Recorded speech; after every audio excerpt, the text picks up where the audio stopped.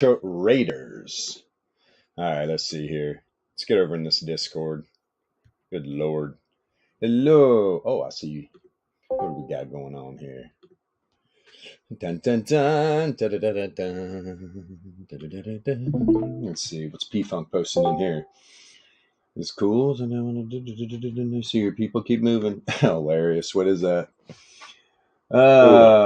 Next. What is that? What is that data set? NEXI? No, God, it's got to be a bio company or something. Where's P-Funk? Yep. Hilarious. Hilarious. All right, we got some new monthly ranges, folks. Let's start with the dollar. Open up below its new monthly range. It's right at the bottom, right at about the center of the weekly range right now. Yesterday, as prescribed, made a run right for the bottom of that support level of the monthly range. I like it. I like it. Kind of knew that was going to happen. Here we go. Right back in the same area. Bottom of the monthly range, up above.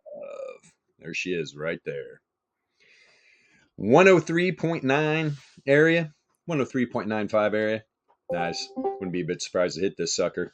Let's see. It's just barely above 1 SD to the top side.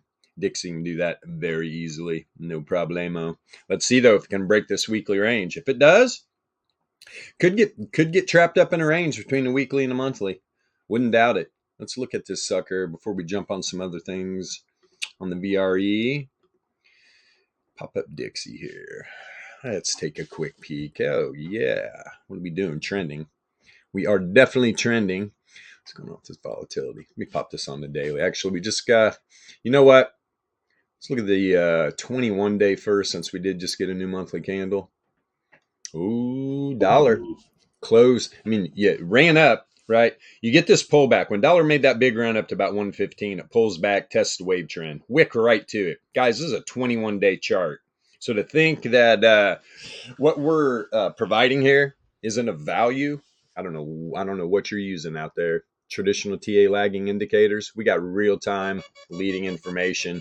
Bounces off the wave trend right to the top of the power mean band. Opened up this new monthly candle. Opened up the new monthly candle right below the 9 log MA. Let me see something here. Actually, I'm going to have to put it on a month because that 21 day candle's still going. Let's see what the actual monthly is showing. I don't like using a regular monthly chart on data sets that are only open 5 days a week. But it is below the 9, right? Just like at 21 days. So the new monthly opened up underneath of 9 log MA. Wow. You got wave trend back down here at about 100. Very interesting. There is a little bit of hidden bear bringing this thing back down as well, but it's setting up a hidden bull right now as well too. So let's see, what are we doing? We're contracting, negatively correlated on the 525 and 2400. 981 is positive. It is a positive correlation. That being said, let's check this 5 day out. All right, tested the bottom side of the power mean band. Sent a wick actually a little bit below it. Setting up a little bit of mild hidden bull. I'll tell you what, man, this thing cracks on the 5 day. Going into next week. Let's see if this can get up the wave trend today. 104.1. 104.1. Let's see where that's at the VRE. It's up above. Yeah, I mean, pretty much. Bottom monthly range, guys. Let's see if the dollar can close inside the monthly range today. That is a start.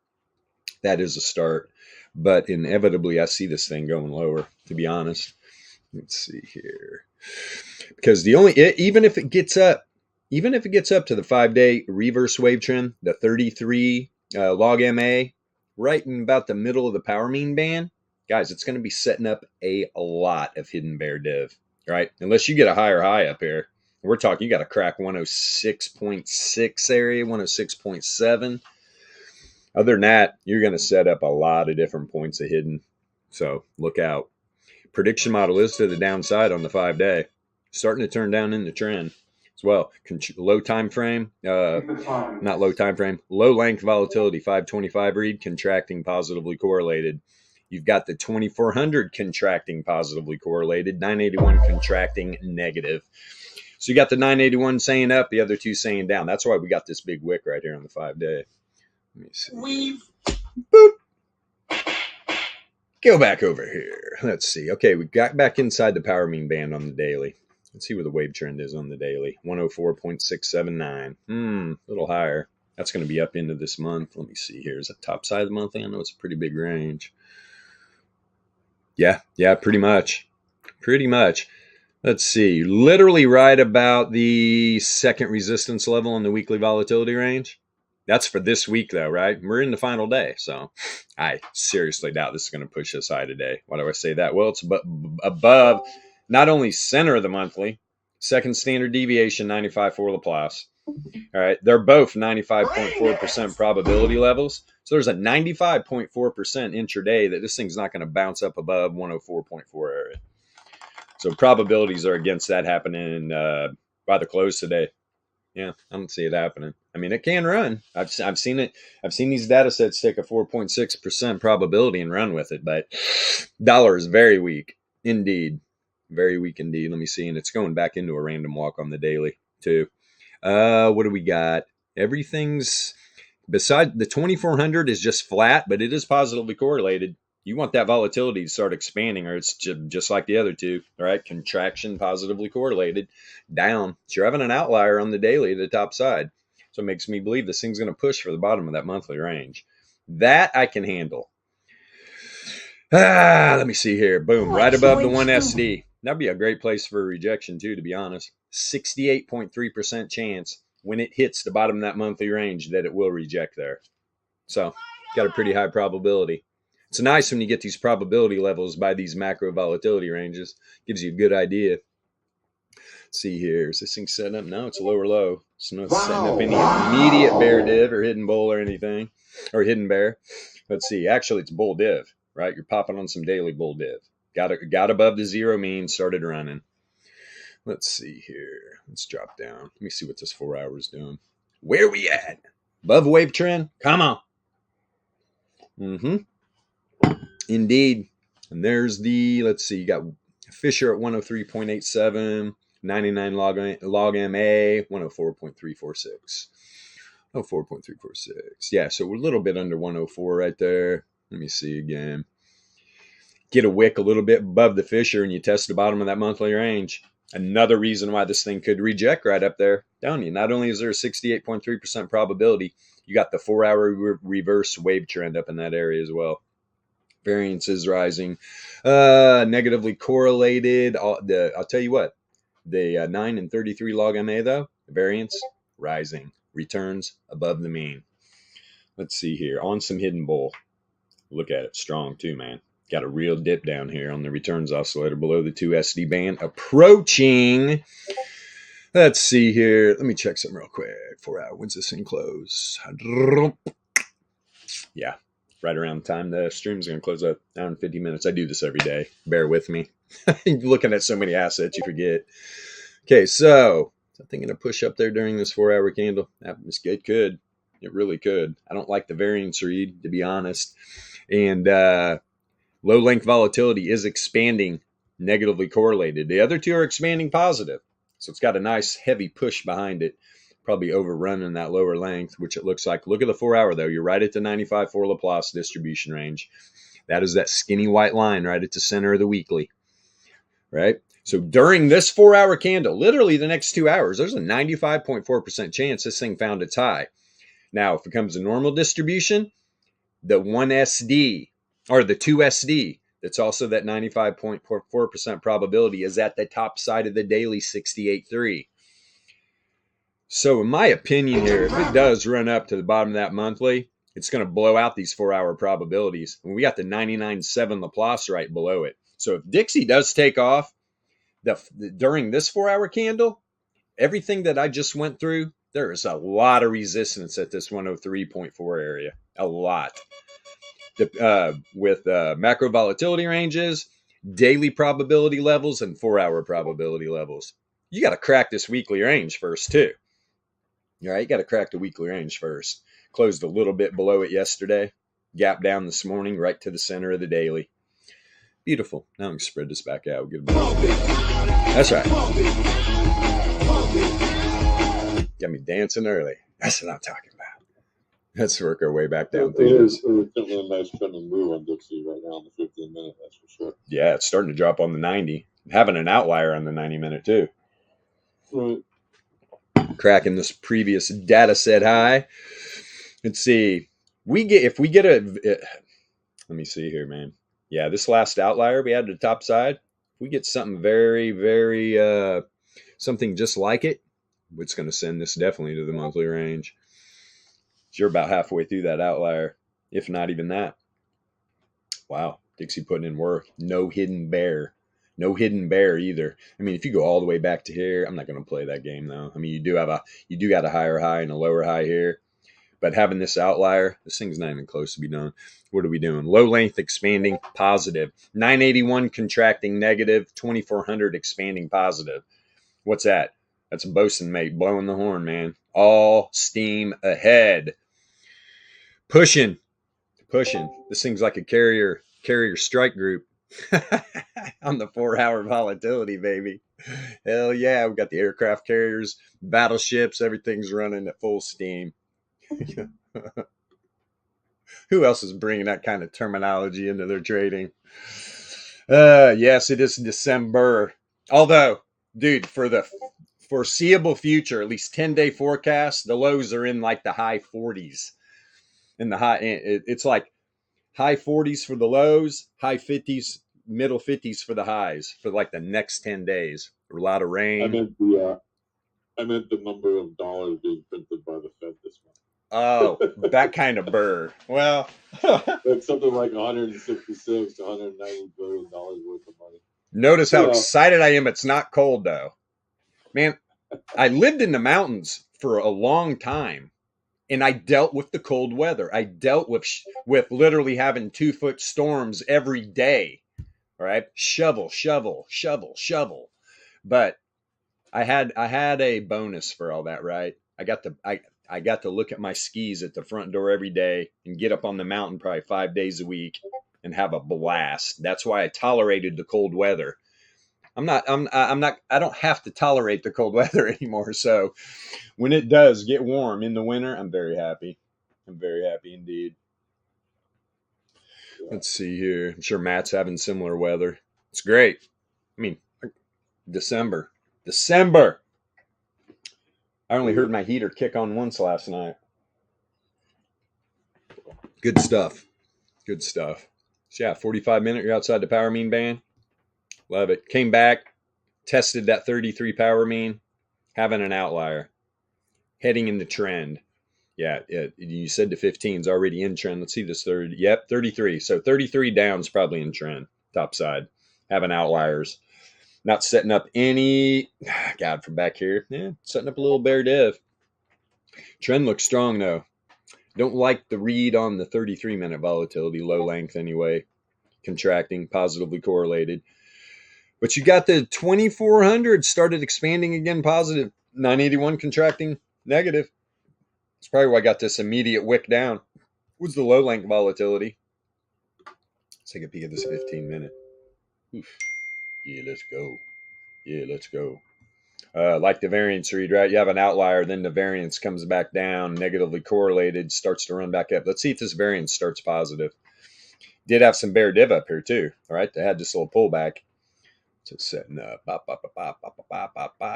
from the cross, definitely setting up some hidden bull a little bit. The trend's strong on the 15 though. Contracting volatility. Everything's contracting, negatively correlated. I'm going to try to put a nice little nasty move on. 16 minutes prior to the market open, you're sitting right at the center of the weekly, man. Right at the center. These bears are going to play rough too. The bulls are guy. The trend I'm seeing though on these low time frames, you could probably push up here. You could probably push to the top of the weekly range in the next 15 minutes. What does that look like? The lower we go. It's a 9-minute doing. And hey, you just broke the zero mean on some hidden bull. Yes, you did. And it's trending nice. Nice trend. Finished off little, I mean, let's be real. Volatility fell off a cliff here. The 981 was contracting. 2400 was contracting, negatively correlated. 525 starting to expand positive. Let's see. Let's see if either the volatility expands here. This time, this is probably just going in one ear right out the other if you don't understand the VEPS. You got to come into the Discord. Links in the description of the video. Request the free volatility starter pack. All right, you're going to get access to that, plus all the educational channels that go along with those indicators and access to a public chat where you can interact with the alpha traders, ask questions. Please ask questions. If you're listening to this video right now and you're actually in the Discord, right? We're not keeping track of a lot of you guys, right? You come in, you got to ask questions. You're just going to fall through the cracks. That's what happens every time. Please come in. And we put messages out all the time, calling everybody out. Hey, ask questions, ask questions. We're here for you, man. We're here for you. How many other people are out here giving free education, free charts, right? Not many. They're all trying to extract money from their communities, not us. We don't want a dime from you. If you get to the point where you get volatility trading and you want to take it to the next level, the VEPS is something you can take in and become a professional trader, right? A lot of people are out there saying that about their BS lagging indicators. We're here. We're here with leading information. Not making a lot of people happy either about it. There's a reason why our YouTube channel is literally shadow banned. Has been shadow banned since day one. The algo picked up on some information we were talking about. And if you don't think these big corporate gurus are in cahoots across the board, they are. They do not want this information out. They just do not want leading information out there in the hands of retail traders. And they know as long as they keep pushing the narrative, keep people in the echo chamber, the traditional TA, look, this is the way the big boys do it. It's an absolute lie. That is not the way the big boys do it, right? The high frequency trading firms do not even sniff traditional TA. It's all quant trading, right? What did Yasha, what did you say the other day? I can't remember exactly about if you cannot quantify, yes, if you can't quantify what you're looking at, it's BS. And that's what you get here, man. Not BS. You get the leading information everybody's been searching for. Well, we're not far away. Streaming on TradingView 5 days a week. We're here for you guys. About had enough of Dixie. It is pushing though. All right. Close that 15-minute candle. If you can't quantify your edge, it's not an edge. There you go. That's what you said. Yeah. And then people need to realize it's great having leading information. When you're talking about an edge, the strat part of it, in my opinion, is just a small part. That's why if you're using lagging information, right? If your strat is using lagging information within your entire edge, a lot of it's risk management. So if you don't understand risk management, man, oh man, are you lost. We'll teach you both here. And risk management isn't just, oh, I know risk management. I know where to put my stop losses, right where everybody else puts them. And then when the algos on the exchanges, get a certain read, they send the wick in, they liquidate everybody, they knock everybody out of their stops. It's ridiculous, man. You got to monitor your trades. When we're talking about volatility, which all these markets are very volatile right now, you trade low time frame volatility. You take your profits, right? 4 singles is a home run. 2 doubles is a home run. Should I go on? You don't have to just get that big move every time. And if you're just limiting your losses, if you do get into a bad position, it's the hardest thing to do, in my opinion. You make an entry, the VEPS were set up. Here's the thing, though. Even the VEPS leading it, this is why it allows you to get out of bad positions, because you'll see the volatility. You will see the correlation break. And when that correlation breaks, if you're just going to sit in that bad position, that's on you, man. The chart's literally telling you, okay, it was a good setup. Correlation broke. Run for the hills. Get into another position. That's all you got to do. But it is one of the hardest things to do, people to give up a position that they thought was a good entry. Guys, sometimes we don't get the good entries. All you got to do is limit the loss. Barely take any loss, because a majority of your wins are going to be nice profits. There we go. 80-20 rule, right? 80-20 rule. Yeah, man. 20% of your trades are going to lead to 80%. I like it. I like it a lot. What you're saying about stop losses, if you're going to make a stop loss, just make the stop loss your entry point. It's that simple. Right? It's You don't gotta make it it hard. really is. It is simple. People just get lost in the noise, or they don't even monitor their trades at all. They're trying to swing trade these markets. Good luck. Have you looked at any of these data sets? Look at SPY's data set. Look at a lot of different things. If you're trying to swing trade all that, you are missing the meat. You really are. There's a lot of moves intraday that people can take advantage of, but they would rather just sit in most of the times bad positions, swing trading volatility. Not a good idea. Some people got to learn the hard way. If you lose enough, you start to come to your senses. Maybe these guys are right. It's not about being right. It's about having the leading information and understanding what a real edge is, in my opinion. All A right. good example of that swing trade could have went wrong just yesterday is Nvidia, right? Because I knew it was going to drop, right? I think I've been kind of saying, Triple Q's been, on teetering on the edge, for the last couple days, Right. Nvidia ran all the way down to the bottom side of its daily range. Yeah, let me So pop you were this going to on. get nothing more below, I think it was like 464 yesterday. So you can leave the position. You don't got to sit there and wait for it to hit 450, wherever it's going, right? Just leave the position. You can enter the position back in. Oh yeah, man. Good eyes. Oh, and it's down pre-market too. Not looking good, Oh, huh? it's going to 458. Woo! That thing did. Now, when he was talking about dumping to the bottom of the daily range, here was the daily volatility range. Let's see. Last 15-minute candle of the day sent a wick right to the bottom of that weekly, which did test that new range. I like that. When the last day of the candle does that, that's good. And look, you gap down, you run up, bottom side of the 68.3, and then just like Earth Bear said, you ran all the way to the bottom of the daily volatility range. That's the last support level right down there. Runs up, sends a wick right to the third level and the first support level on the weekly. Pulls back a little bit on the close. Now pre-market, you're down right to the lows of yesterday. Wow. Let's see if this thing's going to continue. What kind of did we plan out here? Yeah, hidden bear, man. Hidden bear. Look, you got a higher high on the returns oscillator, lower high on the data set, rejecting off the reverse Fisher on the daily. And this is a rejection off the zero mean on the hidden. Wouldn't be a bit surprised to see this thing at the reverse wave trend on the daily before it does anything. And it's already down pre-market. Let's see, 459 and a half area. Yeah, 459.2 actually. Let me see. This is all a random walk yesterday too. Or not yesterday. The whole week has been a random walk on the daily. On the daily. Look, all the volatility is expanding, negatively correlated. Let's see what on what do we got? 7 minutes. I want to see what this volatility does. I want to see what the variance does, the volatility, and how far is this entropy going to drop, or is it just going to go into a full random walk? So how'd this 4 hour close? Yeah, 4 hour closed on some bull div, but it is down pre-market, which would lead me to believe, are we going to get a rejection off the zero mean? Where that monthly, so if you go back to the VRE, right?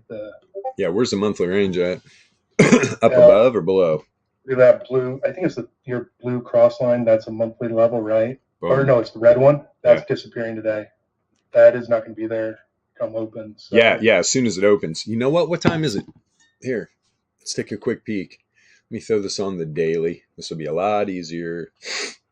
Okay, there's the beginning of November right here. I'll tell you what. Wait, you're below.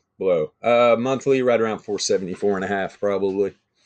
474 and a half. I'm going to have a new monthly range popping in that. Now I'm talking about the center. We could be right around the bottom of the monthly right now, and that's what happened yesterday. Bears trying to push this thing down. Bears trying to push this thing down below the entirety of the monthly range. Let's see how that plays out. Where's that 474 at? This is right around where I'm thinking the center of the daily is going to be. And look at Tuesday, boy. It was just hammering up right on the down. I mean, the data sets on, what was that? Tuesday? Yeah, on Tuesday. The data set on Tuesday was just bouncing right around where I think the center of the monthly is going to be. So you definitely, depending on how wide this range is going to be, let's see what kind of work those bears put in. Because if this opens up below the monthly, we'll be looking good for Nvidia, to be honest. Especially if it pumps up to it and rejects. So we'll have to keep an eye on that. Good lookout on that Nvidia move. Yeah, man, that's good stuff. Good stuff. Another fairly new alpha trader. I mean, literally gets it. I love the guys that come in here and just put the work in because there's nothing like this. It's great.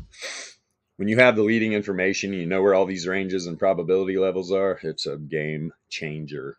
Game changer. Yeah, boy. Yeah, boy. I love that little sound bar. It's wonderful. What are the yields doing? Up a little bit. Up a little bit. Hell, just a little bit ago, they were, yesterday they were down. Let me see something. What time? We got 5 minutes. I am kind of kicking myself though that I didn't short Nvidia because my attention was on Salesforce, right? Yeah. So, I posted in the chat how out of bounds that thing was, right? But I mean, when the market started bouncing, right? Salesforce bounced with it, so it's still like out of bounds. So when this market opens, I'm gonna take a peek where those ranges are, because that thing can still come crashing down. Oops, let me see something real quick. What is this pulling up? No. I don't know what the hell that was. Okay. Say hello to my little friend. Boom. Boom. Boom. Boom. Boom. Boom. Continuing spill out pre-market. All right. Come on, market. Open up, baby. We've got 4 minutes. First, we can look, take a peek at where gold's is. Gold's monthly range down below. There it is. 2021. 2021 on a wick down to this weekly level, which is that the second for support or resistance. My bad. Jeez Louise. Let me see here. Where would that weekly populate? Oh, yeah. There it is right down here. So we got 1, 2. Yeah, it's a second. Third is right up here. That was the third resistance level. Didn't even sniff it out, really, to be honest. Yeah, I see this thing. If it wants to make a run to these higher weekly levels, I would imagine this monthly is going to get tested. How many, though? We're going to get gold to test its monthly range? That would be nice. Where is Bitcoins? Like I don't already know. Where's that bad boy at? There it is. There it is right there. Yeah, 37,243. 37,243. Right back in the weekly, too. Got a little magnet down here right now. I like the top side of the weekly above the top side of the monthly. We got a nice tight daily range. How about a quick wick to, let's liquidate some of these longs that don't understand why using leverage is a bad idea, especially when you don't take your profit. Do you guys realize you start out down here on this move? Say somehow in your lagging information in traditional TA, you get a good entry down here. What do you think these guys do after this pump? You think they know you're at the top side of the 68.3 Laplace distribution range on the daily, and you should probably take profit, especially considering during that 4-hour candle, you were at the 1 SD as well. Yeah, but what do they do instead? They add on to the position. Starts pumping again. Oh, they get excited, right? They get another local top. Do you think they take profit? Nah, they add on again. This little pullback right here, after, say they start 25x, you had it. What if you're 75x leverage right here? This little pullback probably liquidates you. This is what people don't realize, man. It does not take much. Doesn't take much at all. Pretty crazy. So if you didn't take your profit here, goodness gracious. This is what we're talking about, man. And if you continued adding on leverage, that definitely knocked you out of your position. Leverage is not good in volatile markets. That's what leverage it does, right? You add a little leverage on non-volatile markets, makes it worth trading, man. All right. That's why it's big in Forex. But look at some of the Forex moves lately. Ridiculous. There's nowhere safe. Trust me. If you're swing trading volatility, nowhere is safe. Nowhere is safe. The entire global economy is just a massive shit show. That's why if you're not trading low time frame volatility, at some point you're going to get caught up in some madness. Don't be the one, man. Don't be the one. Take advantage. Take what the market gives you. It's all you got to do. It really is simple. If you just take what the market gives you and limit your losses, strong. All right, let's go back over here. Let's see if I nailed down NVIDIA. Don't let me know yet. Let me see for myself how right or wrong I was. Usually pretty good on this stuff. Let's see where this thing popped in at. What did I say? 74? Right up in this range. Come on. Where you at monthly? Oh, looky there. Is that the bottom or top? God, is this a lot lower than I thought it was going to be? Damn, was I really 10 points off? Was that bad of a read? No. Wow. God, it is much lower than I thought it was going to be. Yeah. Look at the bears, man. They push that thing down right to the top of the monthly. Right to the top of the monthly. Hey, man. Good on NVIDIA.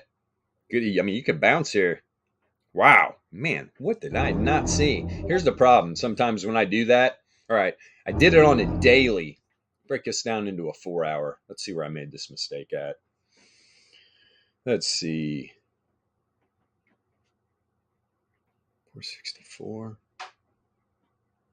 Wow, man.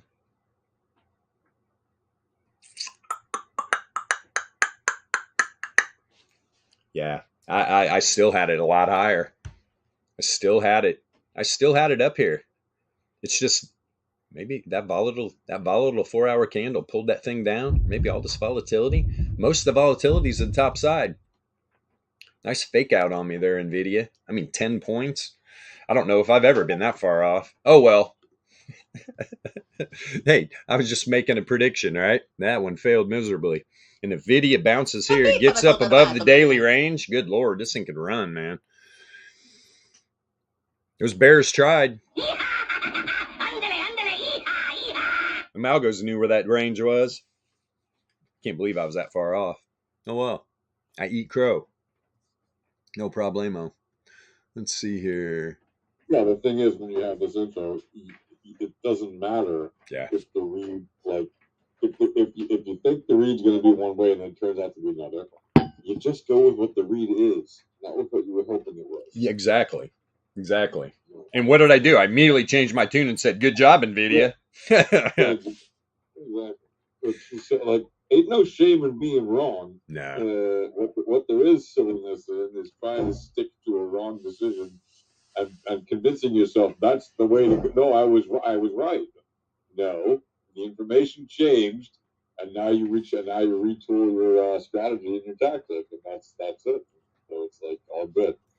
Just yeah, man. Man. The next move, and the next move comes in.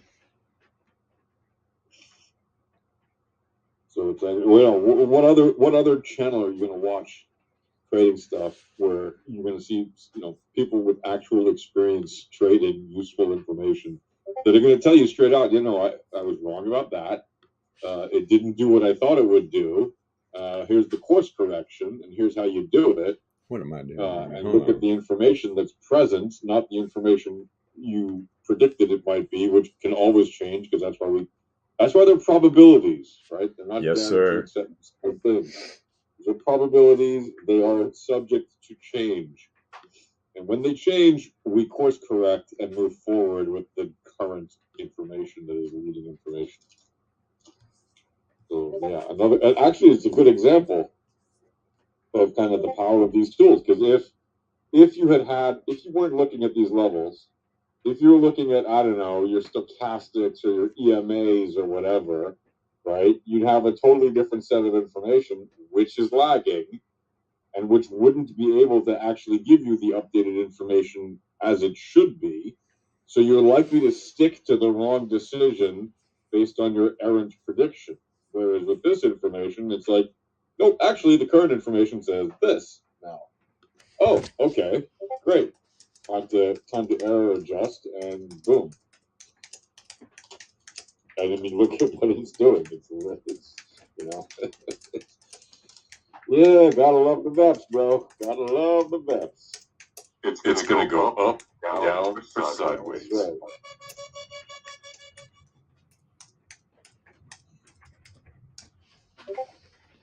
All in all, very good data there. Very good information. Yeah. And if you're wondering if you're new to this channel and you're looking at this chart with all these levels all over it, this is what we call the VRE chart, which contains a few different sets of levels. And we don't draw these lines by hand. Right? These are all based on maths. These are all based on highly relevant maths that tell you the range of the volatility. And we also include a couple of different level sets on here, which are your Laplace distribution levels and your normal distribution levels. Why? Because those are distribution models that actually apply in high frequency trading algorithms. Those are distribution models that work. If you could show me that the actual best distribution model that works is the rate at which fungus will spread on blue cheese, we would use that. But it doesn't. So we don't. For the same reasons, we don't use other silly indicators that have nothing to do with actually how the trading markets move.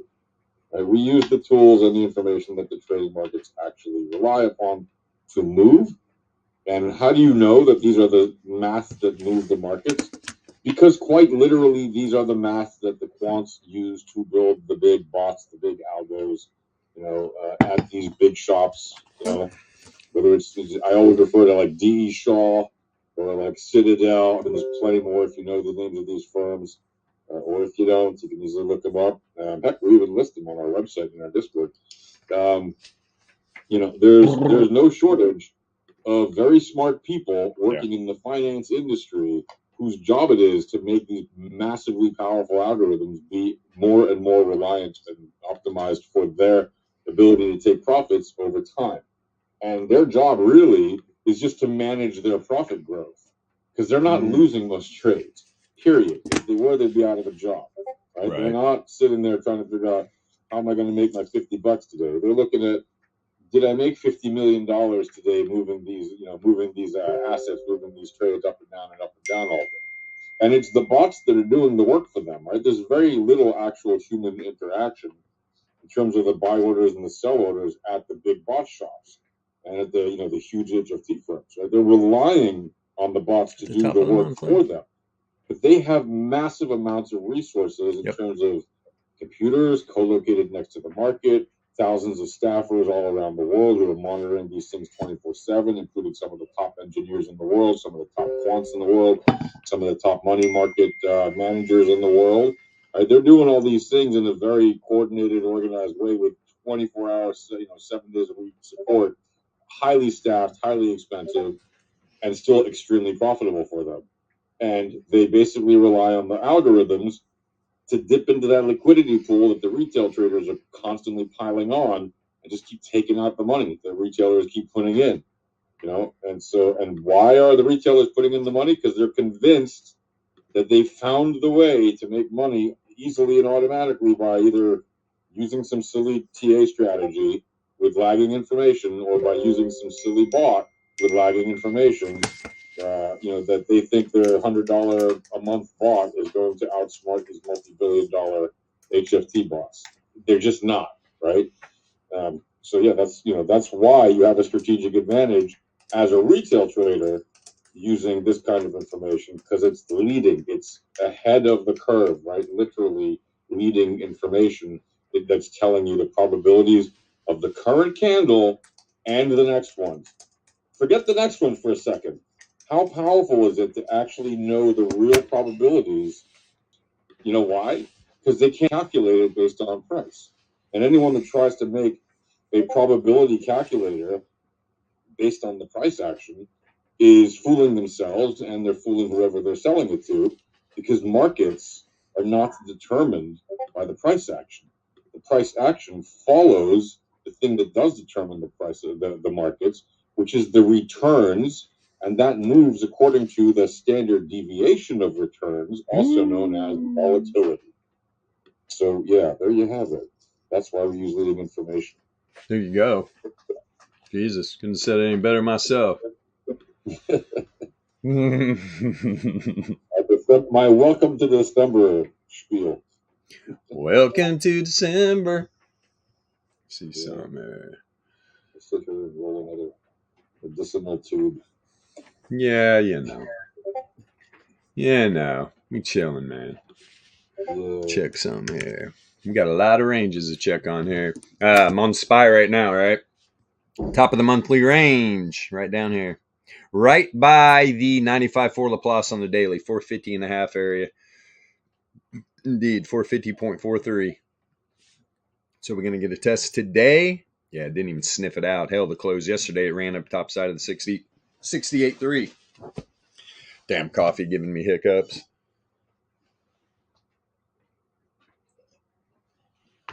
Was that trick drink water upside down or something?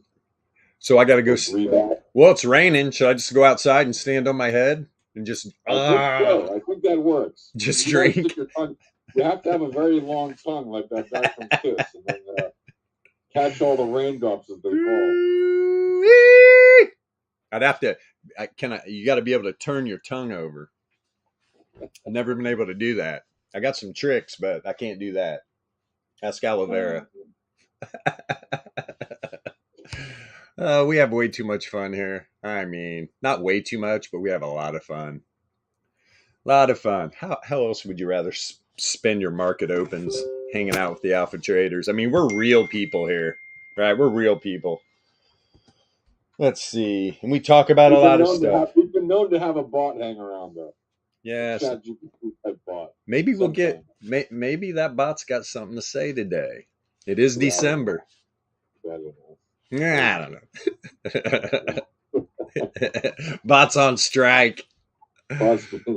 Yeah. Bots the mother things lately. Let's see where Triple Q's monthly range is at. Populate, my little friend. Most likely, all these data sets are going to be above the monthly. So we're going to get some little pullbacks here. Yeah, Triple Q, 383.5. 383.5. Prospectively, to SPY, literally about the same point range, to be honest. Right around 5 points. Actually, Triple Q is about 4, SPY is about 5. And I'm talking about the pullback. Pullback to test those monthly ranges. Here's the thing, though. You want to see a bounce there. You get sucked into that monthly range, man.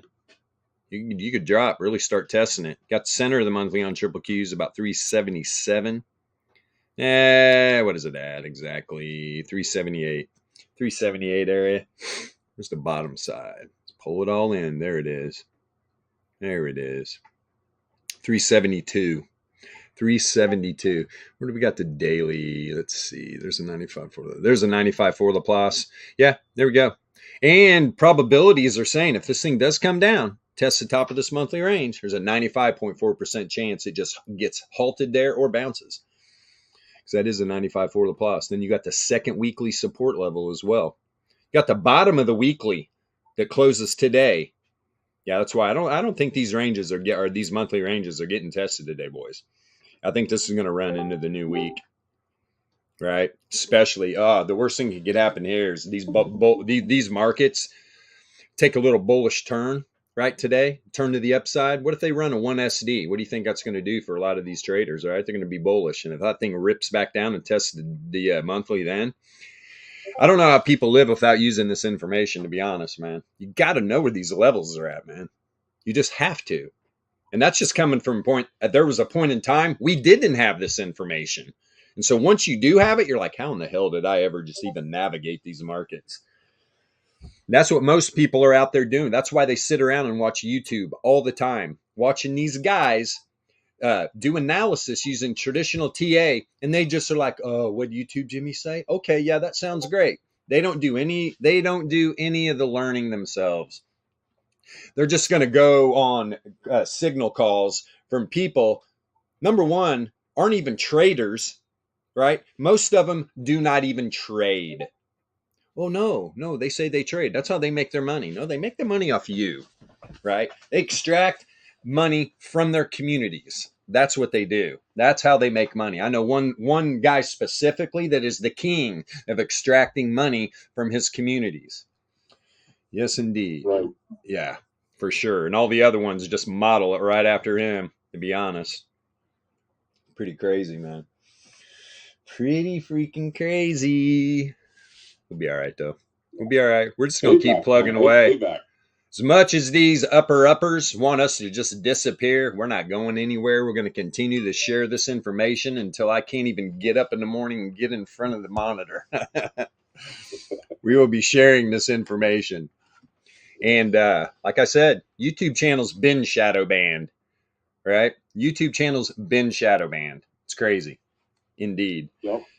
Might have a little sneaky sneak up our sleeve though. Yeah, you just stay tuned. Maybe we break back into YouTube under disguise. We should all put on little. Maybe we just need to wear little sheep outfits, right? That's right. Yeah, That's wolf right. in sheep's clothing. We'll just sneak in. We'll sneak into the masses and just drag them off by their necks. You drag them into alpha trading. Good stuff. All right, Hey, so we got the SPY, you triple want to have a look Qs. at AVAX? AVAX, yeah. Where's that new bad boy at? Let me see here. That's up a few percent today. It's had a nice trending move at the start of the day on the 15-minute. I bet it did. Oh, God, yeah. It's up 4.25. Where's this new monthly at? I know this thing's going to be pretty high. Monthly is actually like it's above the center of the monthly, right? Remember how tight the weekly was. This is the last day of the week. I wonder, man, look. And today, today bounced right off of it. The center. Zoo! It's at the top of the monthly right down here. Yeah, a little over 20. There it is. That's right. It's like at 23 or something at the top of the monthly. Top of the monthly is like at 20.19. 20 what? 20.19. Oh, yeah, monthly, right? Yeah. No, I was looking at yeah. And you got this super tight weekly range right here. Oh boy. What's AVAX sitting at 22? I mean, it's not very much of a pullback. That's why I'm like, come on, cryptos. Let's test these monthly ranges, man. But when it hit that 4 hour and like a few hours into the pretty much right after 4 hours on the day, right? That was it was a perfect hit, and that was a great place to get that profit. Perfect hit. And you want to talk about an example of not being greedy. First of all, it was at least you could have taken that profit off that initial pump and you would have been fine. And then you could have repositioned and gone for that next pump and taken that profit too. It went up, 2 targets, 2 alpha 4 hour targets inside of 2 candles, and you could have taken your profit there. Very, very nice. Would have not been difficult to short it on the way back down either, to where it went back to that RMLR and mean reverted there nicely. And you could have taken profit there again, and then just sideways it till now to reposition for the next whenever then you'd been done for the day. Yeah. You happen to have been around for that move. I was sleeping.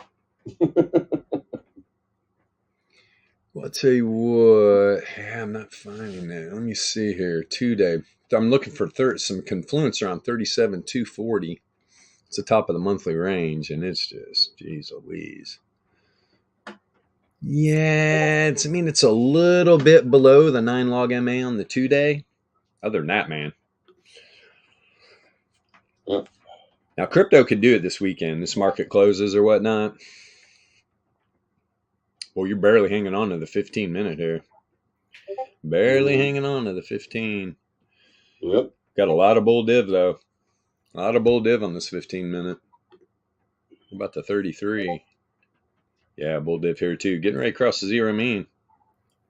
Is it going to reject? Is it going to reject on the hidden bear? Reject on the hidden bear? Or is it going to move through the zero mean on the bull div? Inquiring minds want to know. I mean, look at the DLP on the move up on the 33. Pretty even. Yeah, it was fully random on that. Yeah. No bear div either. Right at the top, man. It just leveled off. Good stuff. Yep.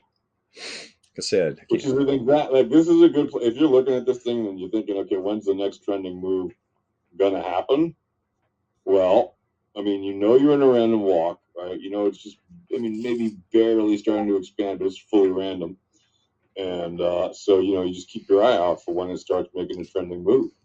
And if you want to be conservative about it, you look for that, and you look for a confluence on like variance or volatility, and you look for some divergence on the returns oscillator, and boom, you got yourself a very nice set of indicators giving you good entries and good exits, as well as those VRE levels, which are just telling you very precisely, right, where the price action is likely to head to. So that's how we use these tools, folks. I got to set up my colors on the DLP. And this is why I like using just a regular DLP and not throwing it just on the top side, because it's really hard for me to read the bear divs, right? Just my brain doesn't work like that. Me and Matt have talked about this a lot. I mean, I remember when we first like got this done, I was like, yeah, that's hard for me. I forget what chart he had set up like that. But I was like, I have a lot of trouble reading the bear divs, just because everything's on the top side when you use the DLP like this. This is the pure form here, which I really like. There it is again. What I just showed. A hidden bear div playing out on the Entropy oscillator on the 33-minute, right? And you can see, price action falling because it's playing out now. It's 2 candles in, it's down for 2 candles. Right. So good old Entropy oscillator. That's a good indicator for. We love our Entropy. Great thing about DLP though too, it'll tell you at the top. It'll tell you where it's gonna bounce or reject, right? You can see that right on the BTC DLP, right? Yep. If you look at that highest confidence interval, that's where the price action is just pushing. Basically, the bulls are pushing it to the max, right? So it has nowhere to go but down. And I bet if you line that highest DLP candle, if you want to call it column, up with where the price action was, that's going to tell you that was the top. Oh, that's not set up good. Shannon Entropy, I'm going to change that color. Yeah, I'm going to have to change that color. That is for sure. You know what? Right now, I'm going to go ahead and turn off my upper area indicator. DLP is there we go. Super powerful on the low time frames too, because when you're watching the VRE in concert with the DLP, and the DLP starts to spike at a VRE, that means, hey, get out of position because it's going to reject or bounce on that VRE. Why did this thing just and shut then if off? you're playing premium, right, you're going to get a lot of premium sucked up because it won't be able to. What am I done? Yeah. And by the way, what Earthbeard just said is literally true. If you look at the 33-minute of Bitcoin on the DLP, I mean, it maxed out right there, right at the top side, just below the top confidence interval. From there, it went right back down, and that was kind of a no-brainer. If you've been looking at that, and you've been looking at like the velocity score, yep, that's where it started to fall back down. Not exactly rocket science.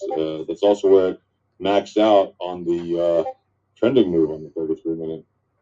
So right from that point, I mean, sure, a couple of candles later, it wicked up a little bit, but it came right back down and then proceeded to move down. And that wick up was actually on a down candle. So you really would have had the max profits, practically on that move. There we go. On that candle, because the wick up and down, without even having to look at the lower time frames, I bet it was on a single minute, something like that. I wouldn't be surprised at all, because those things happen all the time. You get the moves up and the moves down real quick. And if you look at it, indeed it was a single minute candle that went up and down very quick. So you would have done well to follow that. Even that 33-minute DLP would have been perfectly fine. Yeah.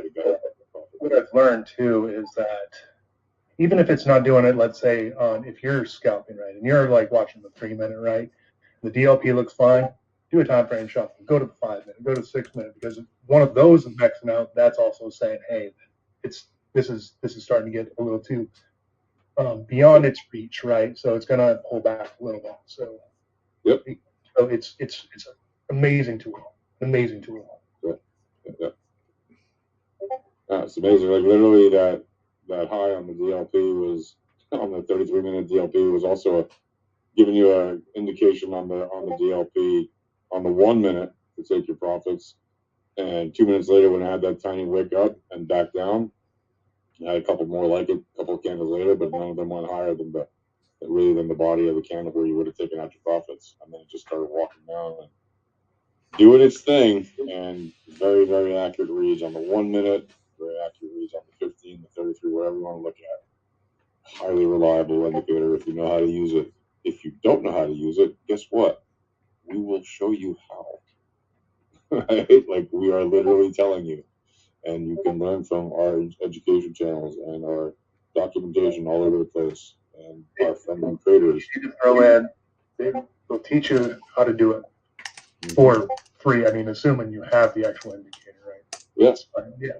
The education is free, absolutely free, 100%. Yeah. And it's like, and why do we do this? Are we Are we just, what is the purpose? Well, we actually enjoy this. Like, we like teaching people how to trade better with leading information, right? Because look at the profits you can make going up and down these hills all day, whatever time frame you're on. I like to trade the 1 minute because life interferes with a lot of what I'm doing. So I like fast moves, and I don't care if my profits are tiny on each little take I take, on the little trade I take. I don't care, right? Because I know I'm just going to go back on the next one, get another small piece of profit, come back out, and just stack that little bucket. I don't care. If I could trade 15 minutes all the time, whatever, yeah, fantastic, or hourly, whatever, maybe I'd like it, but I don't, because I don't have that time, and also you can make many more moves in a day, time frames, obviously, than you can on higher time frames. And, there's a reason the HFT firms work microsecond transactions. A, because they can, and B, because they also realize if you fill up little buckets all day, you're going to stack up more water at the end of the day, more liquidity at the end of the day than if you just try to make one big move. When the markets are so random, there's so many things happening, that doing that one big trade a day is just, it's not consistently as profitable as filling up little buckets in both directions all day long. And there's something you hear, by the way, when you're new to trading, you always hear about, professional traders make money whether the markets are moving up or down. Did you ever think about why that is, right? Because they know when to short and they know when to long. They know when to do both. It's not about just going one direction, right? You got to know both, and you got to do both consistently. And you can't be afraid of only, of just doing one particular, like, if you don't like shorting, don't short if the occurrence of opportunity isn't there for you. But if you don't like shorting and you don't short just because you don't like shorting, you're shooting yourself in the foot, right? You should go with whatever the daily or the higher time frame probabilities are, and you should avoid counter trading as much as possible, because you really don't need to. You certainly can, but you don't need to with these tools. And you should go with what's the most probable thing to do. But if you're trading low time frames, they're constantly moving up and down. Why? Because returns mean revert, right? And since the asset is always moving either away from the mean or to the mean, right? Because returns are mean reverting, that means it's constantly zigzagging. If you look at any chart, tell me that's not a zigzag line. Try to tell me that's a straight line in any direction. It's just not, right? So you can see, and with these tools, you know what the probabilities are. So it's easy to set those targets with the right levels and the ever important 3 principles of trading, which is take your profits early and often, limit your losses, get out when you're wrong as quickly as you can, and don't be emotionally attached to your trades. And we say it over and over again, because you should ingrain that in your trading habit. That, if anything, that should be the thing you learn about trading more than anything else, more than even our indicators. Is like, learn those 3 things. And if you do those 3 things, no matter what strategy and indications you're using, you'll be all right. But if you actually want useful information to get the most out of it, this kind of information is what will get you there, as opposed to relying on Google. I think you can add a 4th rule in there too, as you probably maybe a subset of rule number 3 is never let your ego get in the way, right? Yeah, but that's not being emotionally attached to your trade, right? Because ego is your emotions, right? Ego is your thinking of yourself. Oh, I'm better than the market. I'm smarter than the market. I can outsmart the market. Really? That's really? That'll get you in trouble real quick. I think it more as ego is that, hey, all my data is saying, it's going to do this and it's not doing that. Well, I'll stick with the data. Right. No, you gotta be malleable. Right? You gotta be flexible. Yeah, exactly. Bots don't have egos. Bots don't have emotions. Bots don't have feelings. They don't get emotionally attached to their trades. They just trade whatever the math is saying. And that's exactly right, man. That's exactly right. And so yeah, I guess you can make that a corollary if you want. Don't be emotionally attached. Don't trade your ego. Don't think you're better than the market. Just go with what the information is telling you, because it's probably right. Most of the time it is, because of probabilities. Can there be outliers and because of randomness, like geometric Brownian motion affecting it that throws it way off loop?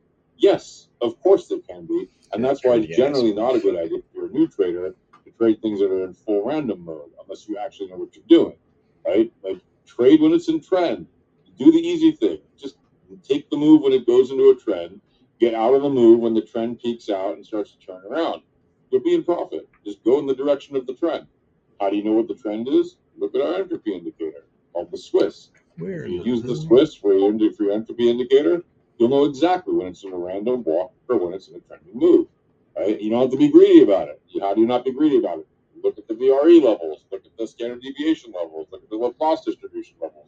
Look at the RMLRs. Those will all tell you when you've hit your targets. Look at the DLP. It'll tell you when you've hit the high confidence interval. Look at the RMS Z-score, the Laplace Z-score. It'll tell you when those have hit the high or low, extreme confidence interval levels. You can use all of those to know when to get in and out of the trade. You can even use our free indicator, the AVQ, to know when to get in and out of a trade, because it is actually highly directional. And okay, maybe that won't give you 100% of the move or 90% of the move, but it'll probably get you 80 or 60% of the move. How many 60% of the moves do you need to be profitable, at the end of the day? Not that many, right? You make a few trades like that, and you get 60% of a move 5 times a day on a low time frame, you're done for the day. Go play golf. Go have a hamburger at your favorite restaurant. Go treat your better half to something nice. Go do whatever you got to do. Have fun with your family. Yeah. So again, happy to do this because this is what we like to do. Yeah. Yucca. Let's see here. Yeah. It was at its high of the year earlier today. What's that? It hit its yearly high today. What did? On the 4-hour. Yeah, Bitcoin reached like 38,228 or something on the index, which was the high of the year. Yeah. And it's still pretty much. I mean, right, it's very close to it, but I mean, it was at the high of the year earlier on the previous 4-hour candle. Didn't close the candle above the first weekly resistance level. Right. Sent a wick above it. Plus, BTC already done a 1 SD move. Now it's turning back up on. Let's see here. Low time frame. And when it reached that high, by the way, it was a very obvious place. A lot of bull div, man. A lot of bull div. This thing needs to break loose, though, because right now it's just setting up chilly. Top side of the power mean band will bust any of that hidden bear. So let's reach for 38.6.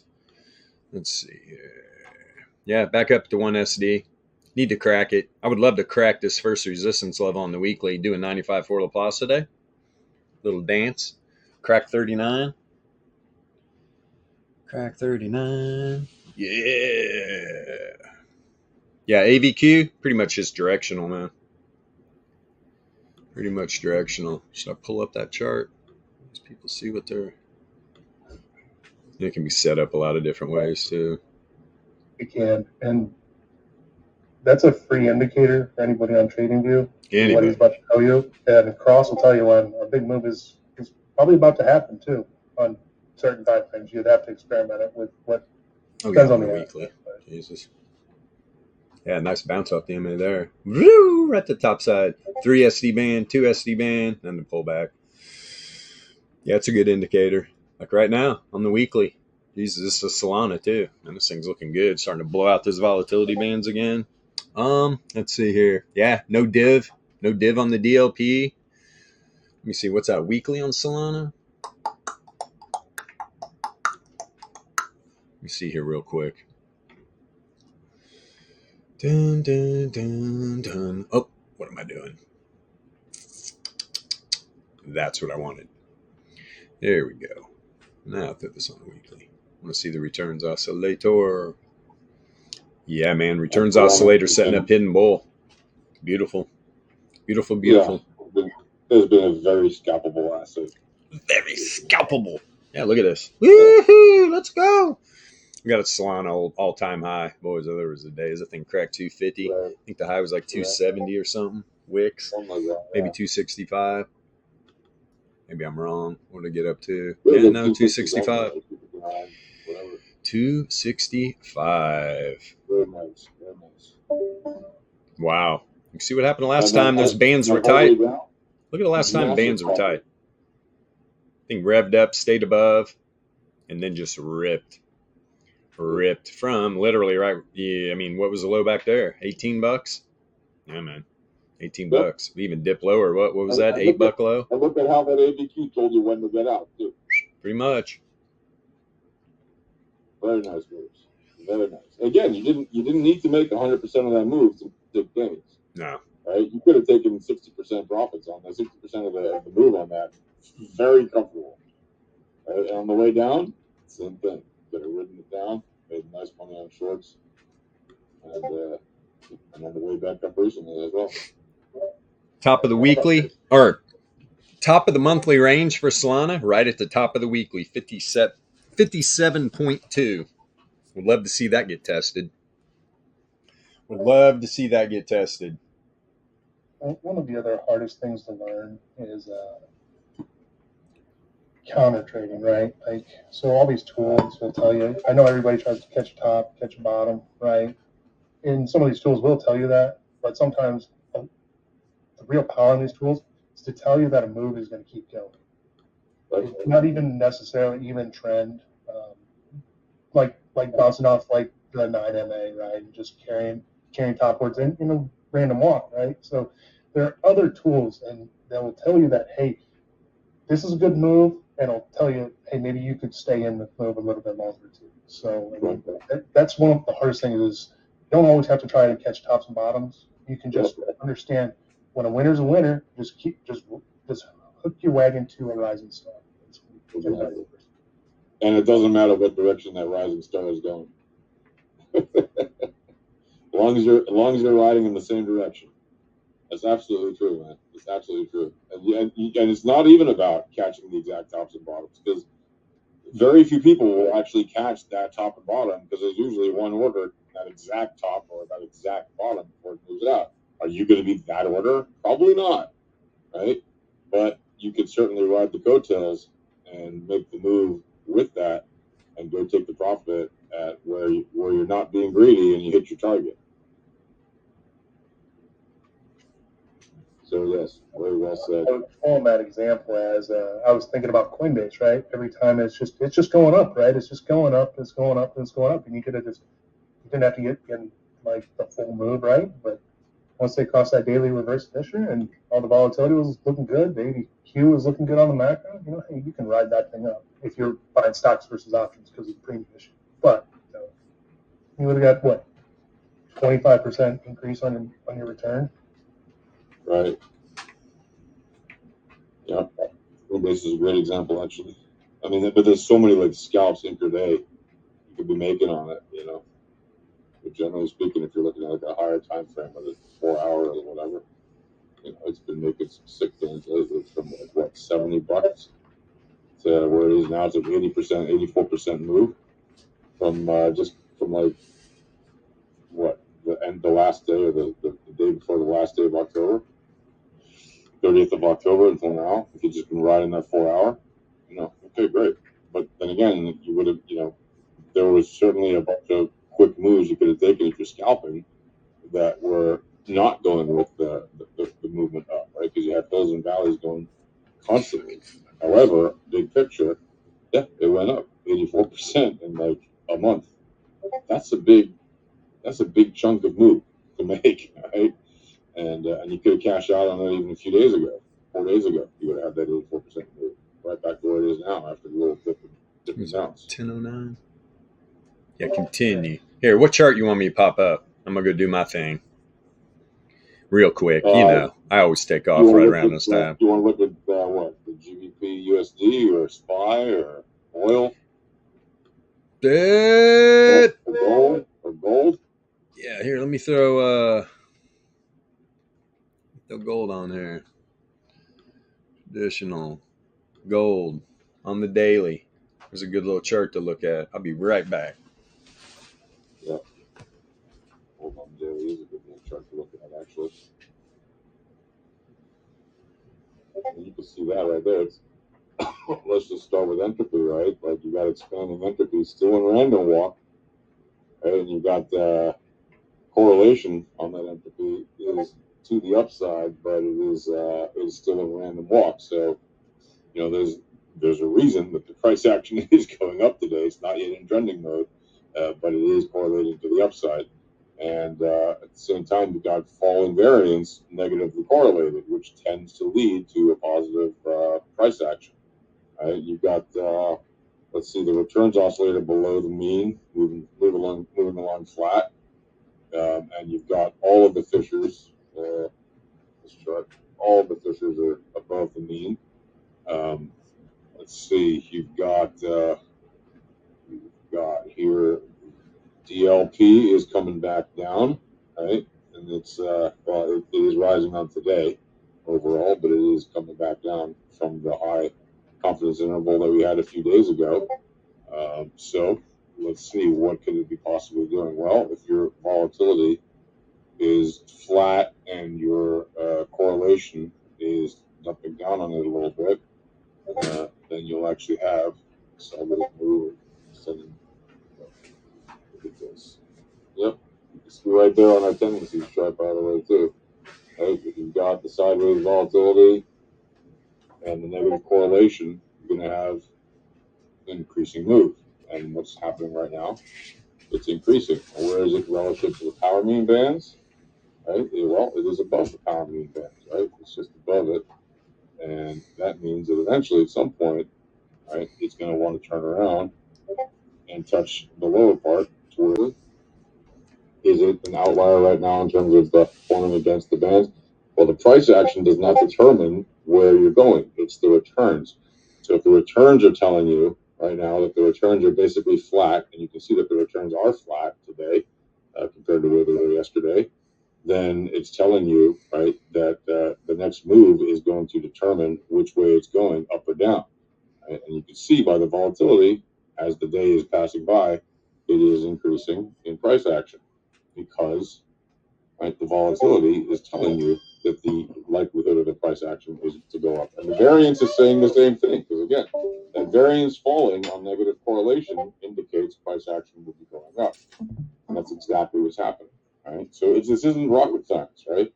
These are all indicators right here. You get to see them on this chart. And earlier you saw the free version of the chart, which he showed you on another asset. I forget which one it was, but maybe Sol or something like that on the weekly. And you can see very nicely, yeah, it was Sol. On the weekly time frame, you can see that the AVQ was telling you when to get in, when to get out. Very, very accurate. Even on the weekly, right, to making it go to the move. And here, without even having to look at the AVQ, you can just tell with these other indicators very nicely, you know, that we are having an outlier in a sense. It looks like an outlier price action, but it's not an outlier on the returns. The returns are really flat and just below the middle of there, just below the mean. And so what that means is that the price action is likely to move away from the mean because the returns are going to move away from the mean. And that means the price action will follow the return. And most of the time, they'll follow it in step. Sometimes they'll be a bit laggy behind because price action is laggy, right? Price action is random and very often does not, you know, do exactly lockstep what the return's doing in that second, but they will eventually fall in line and follow the returns. And that, again, those returns are determined by the volatility, right? That's why we trade the volatility. If you look at, well, they're not shown on this chart right now, but on the top right, for example, on mine, I've got like the Laplace bands showing, and we're literally sitting at the first Laplace distribution to the upside on the on gold, right? And what does that tell you? That tells you that there's a 68.3% probability that gold will not close above where it's at right now on the day.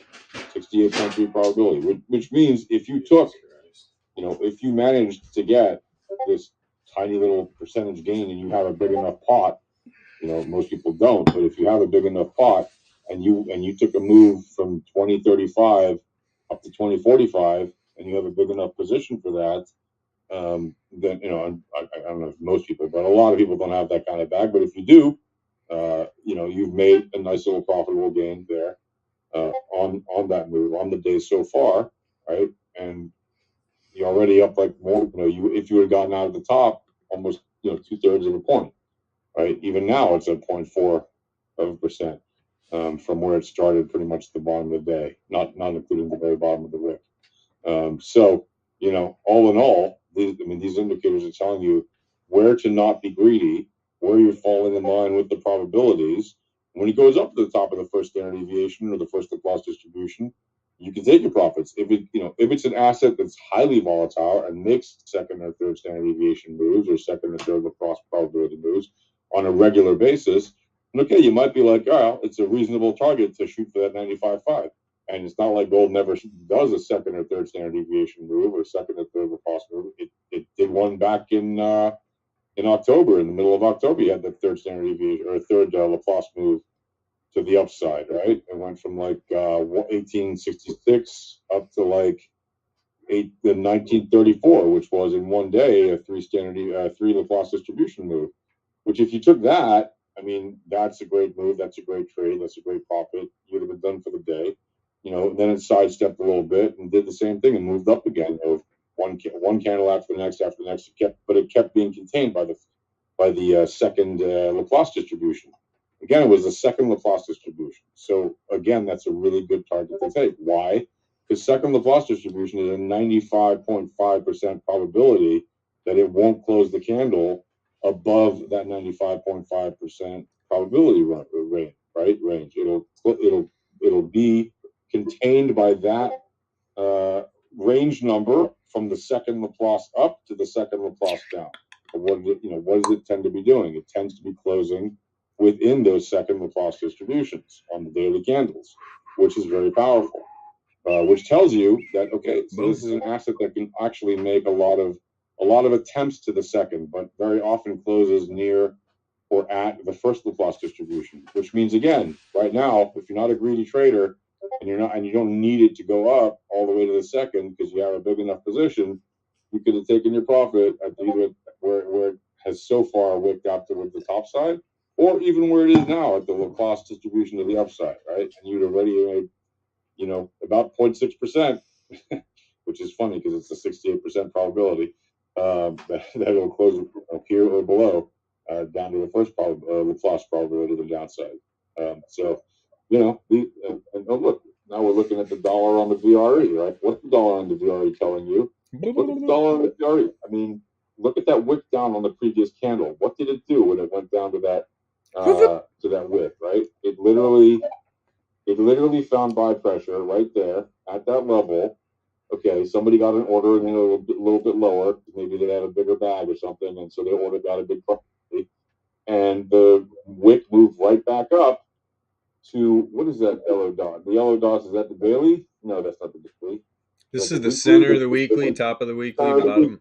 Went right there to the center of the weekly on that candle. I mean, shot right back up to it. Closed. And from there, on more selling pressure, which is why it's currently dropping, right? Because, well, when it's going down, it means there's more people selling than buying.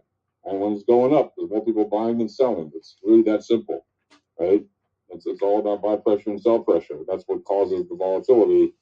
And that's what causes the asset to move through the distribution models, whether they're normal distribution models or Laplace distribution models, right? And why do we use both of those models? Because they're both very accurate. Both use plots, and they're both highly accurate. You want a good accurate one? Go to Intel. It's very similar to what happened to NVIDIA yesterday. The ticker is INTC. Oh, I got it. Right, Intel Corporation. I got it right here somewhere. Where are you at, Intel? There it is. Where's that tapping at, right? I mean, first support on the weekly. First support on the weekly. Oh, but there's also dailies right there too. Well, here's the top of the monthly too. Intel tested it. Let me see here. Yep, top of the monthly. Yeah, daily. Already at the bottom. Yeah, below the bottom. So when we talk about, what Zentap was talking about, right? When we talk about liquidity, Intel shot right down there. It's probably not going to go any lower than that because it's at the edge of its daily volatility range. So something extraordinary would have to happen for that to close today's candle below 41 something. Now, I'm not going to get into any of those positions because it's a very small range of price. So you're not, if you're going to buy premium, you're buying premium on like 50 cents, right? It's not worth it. But it's just to show the math in action. Yeah, this thing could get stuck right in this range right here. Just because you're inside the monthly and you're below the bottom of the daily volatility range, this thing could just, yeah, man, it could get stuck right here. You got a 95.4 Laplace down here on the daily, 42.8 area. I'd be a bit surprised to see some wicks down into this 95.4. Normal distribution, Laplace distribution, and probably pull back up and hang in this range. Bull's got some work to do on Intel. This thing's getting dangerously close to getting sucked into the bowels of this monthly range. Where's the bottom side? 40. 40.8. Intel. That's the thing with these monthly ranges, man. They're like a bug light. Zap! I see the light. I see the light. You drop down in there. Sell pressure's on, man. Sell pressure's on. I like to see these monthly ranges getting tested. I like to see a bounce, though. Definitely like to see a bounce, or you will. You'll get dragged into the deep end of the pool. You better know how to swim. Let me see. What else? There's that old Roku, man. That thing's been just bombing away. Let's see where this monthly's at. Yeah, had a fairly tight weekly, right? Beginning of the week, thing gapped up from the weekly range, ran like crazy. Ran from 95 all the way to the high. 13 points, man. Ran 13 points top side. Yesterday, tight daily range, dumps out. Where to? Doesn't close a candle. Below the third support level on the daily and the first standard deviation. Right at the end of the day, pumps back up to the second support level on the daily. Opens up, gaps down to the bottom side of the 68.3. Look at this thing. Trapped up in the daily range right now. Got wicks to both sides. Top of the monthly, 97. Wow. 8 points below. You got the weekly right in between the top side and the center of the monthly. First support level on the weekly. In that weekly, I think that 97-ish or something. That's one of the power means that it's going to mean revert eventually. Yeah, 97. No, it's Roku. I'm watching Roku because Roku is just, you can buy it by the dollar. So when it makes a move, you can make a lot of money. Where you at? Roku. Yeah, that 97 area. Let's see the 4 hour. I think it was the 90-minute. Yeah, it's pretty much top side of the power mean band.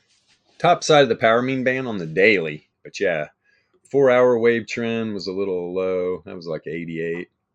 Let's drop down through here and see if we get a wave trend. We say 97. Yeah, pretty much like 90-minute wave trend. 90-minute wave trend. You are back into power mean band. Below the 9 log MA. Getting a nice 90-minute candle here, though. Getting a nice 90-minute candle on lower low. Yeah, no div. No div. Setting up hidden bear, too. I mean, this thing can reject off the 9 log MA and play out some hidden bear to get down to that monthly. Let's see. Not contracting negative. I mean, 90 minutes is up. And we're definitely getting the 90-minute up. What's 45 doing? Setting up a bunch of hidden? Yep, absolutely. A lot of hidden bear. And it's above that band too. So once when that shoots down, it's going to shoot down very, very quickly. Let's see here. Well, you're up above the 9. Jesus. 102. Where's 97? Yeah, pretty much. 99 log MA on the 45. Right around that area too. Question is though, is this thing going to rocket up to the freaking top side of the power mean band? 107. Set some people up.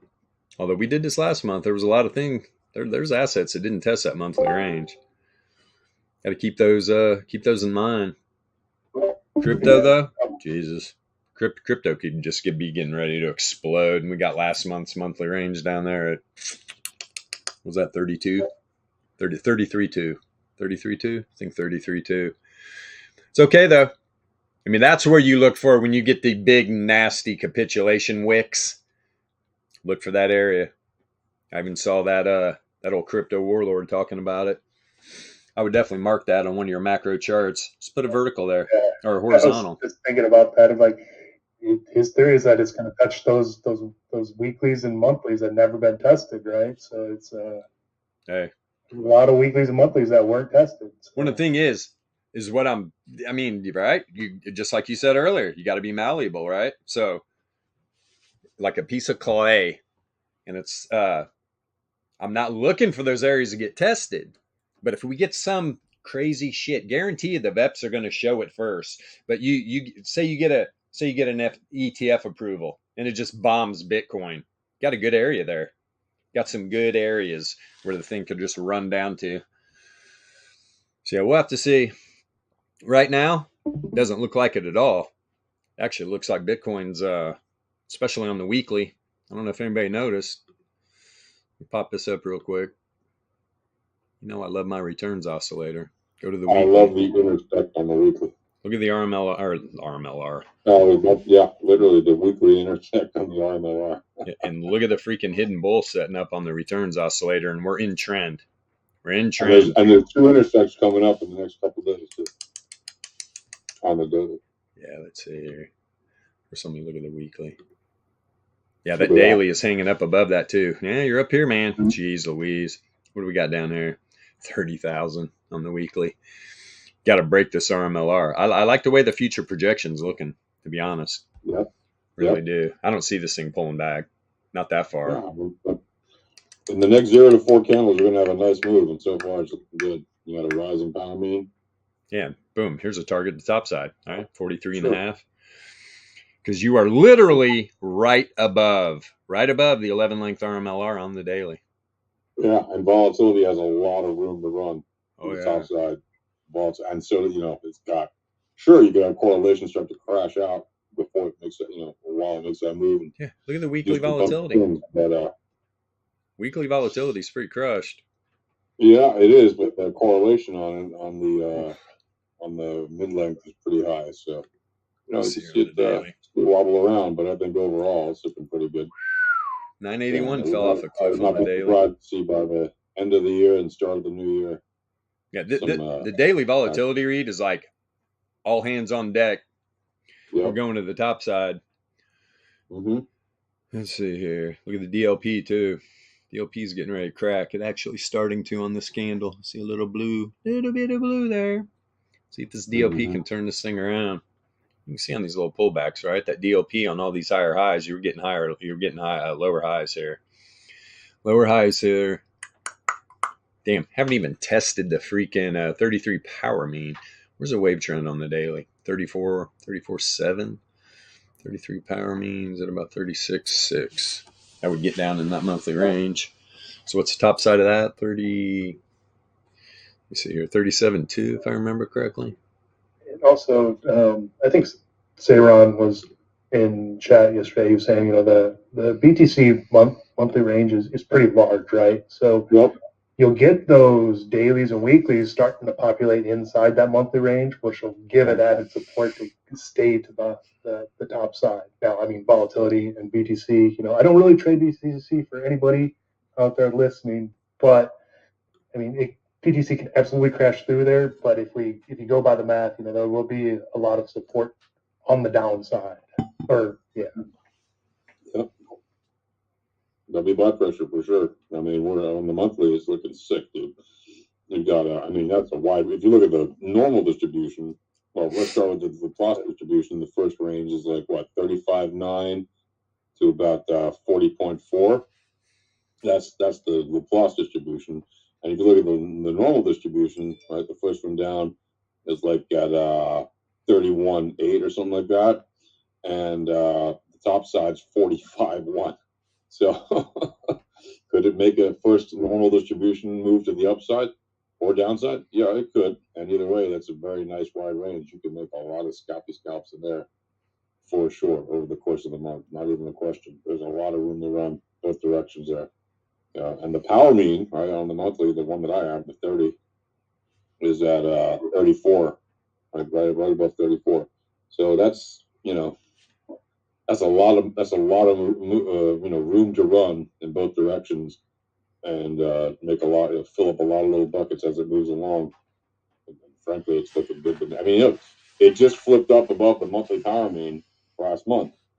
What does that mean? Well, the power means are very powerful. That's why we call them power means. And Bullies. you'll notice that it tends to bully the price action, as we say, right? And when it's running above the power mean, and you've got all the other indications telling you it's likely to keep going up, and it's a good place to be in a long if you're running above the There you power go. mean. Look at my GIF in Alpha Voice Chat. The power Yeah. mean. The power mean is the orange shirt kid. That's price action. Just getting jacked. Oh, It's I think the price is a statistical plot around the power. Oh boy. That's- So Yeah. it's if you did it by what is it, a scatter plot, right? To have the power mean, you'll see price action populating in dots right around that power mean, right? They're statistical plots based on chi-squared. Like top of the monthly range is at the 4-hour 99 log MA pretty much. But I mean, it just the returns oscillator. Is there some bear div? Yeah, but not just real locally here. All higher highs. I mean, it was all bull div that popped this. As soon as it got above the zero mean, you got this 4-hour run. It went from like 37.6 up to what the high 38.8, $1,200 move. Here's what I'm looking at too is the DLP. The DLP, there's no div, man, no div. yeah. So I'm like, higher high, even locally, higher high, getting a lower low here. Of course you are. Look at the data set. Yeah, man, there's no like imbalance on the DLP at all. I mean, this thing could just come back down the fissure, and that's what I've been waiting for. I've been waiting for this power mean band the power mean band wave trend gets up here and crosses this damn reverse fissure. Look out. Look out. I'm telling you, man, it's been a minute too. Let's see here. Yeah, when did it cross down? Right on that move right there. I mean, November 15th. A couple of weeks ago. Dip down below. But you can see the 99's been supporting. I mean, you got a couple. You got that. That's the only. You had a candle over here close. You've had 2 candles close below. 3. My bad. 3 candles close below the 99, but it just pops it right back up every time. Just like I said, I mean, returns oscillator showing some bear div. That's what I would love to see top of that monthly get tested. Maybe when this drops below the zero mean here. 4-hour close is probably going to drop this returns oscillator right on it. Right on it.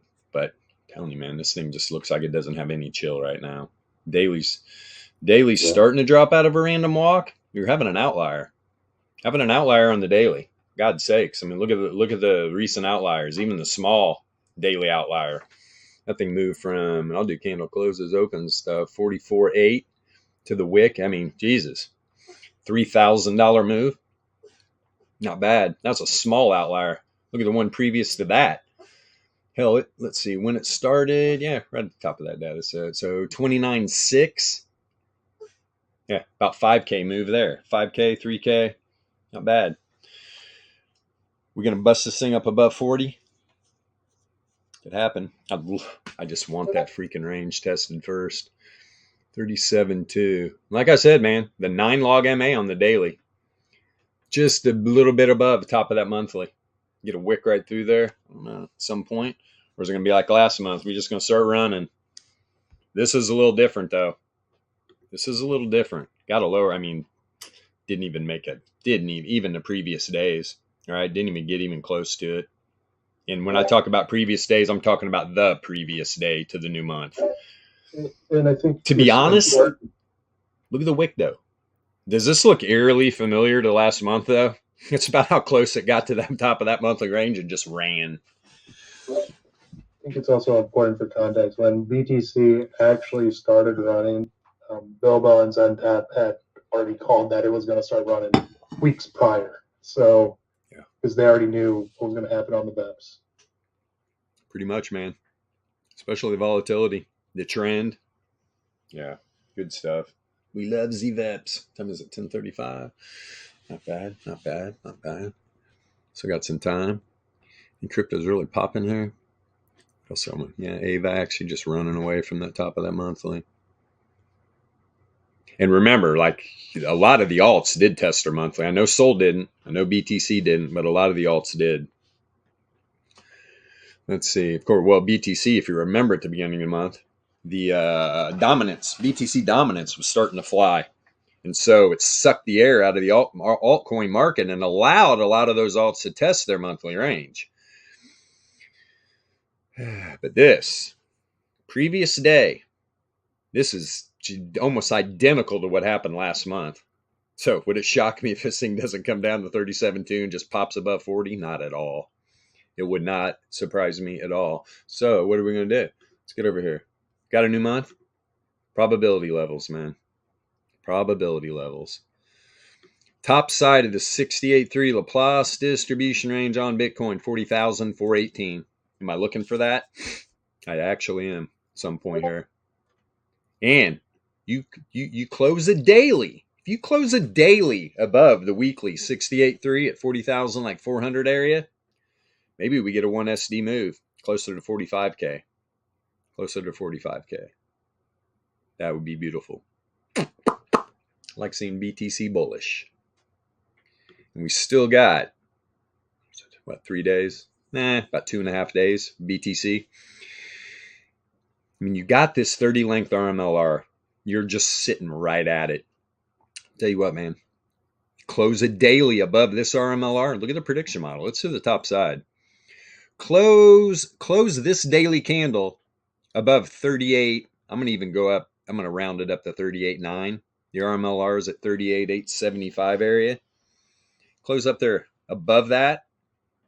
This thing we could definitely see that 68.3 get hit at 40 and a half, whatever it was. And then maybe even 1 SD on the monthly.